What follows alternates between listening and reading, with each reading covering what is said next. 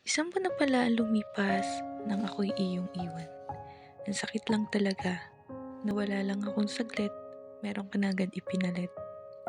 Di ko inaasahan na yung taong pinakamamahal ko ay yung taong kaya kong saktan ng ganito. Yung dudurugin ka sa sakit, tas sasabihin pa, mahal ka, pero kailangan yung pumili sa inyong dalawa. Sino ba naman ako para pigilan ka? Ay buo na ang desisyon mo para piliin siya. Masakit lang talaga pagkat kay bilis mong nakahanap ng iba. Dahil kung mahal mo talaga ako, makakayanan mo tiisin ang distansya. Kahit na siya pa yung nasa tabi mo. Kung talagang ako ang nasa puso mo, di mo ako masasaktan ng ganito. Kung minahal mo talaga ako.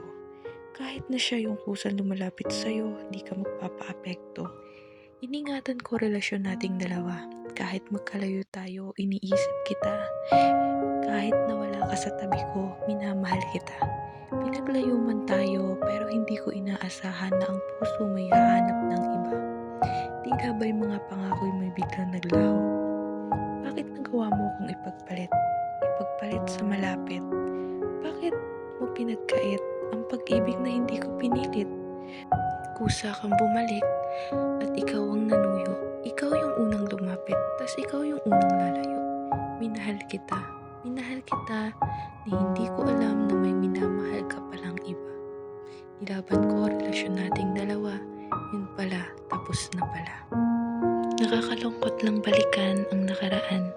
Kasi kahit paulit-ulit kong balikan, di na mabubura ang masakit na katotohanan. Katotohanan na hindi na ako at wala nang tayo.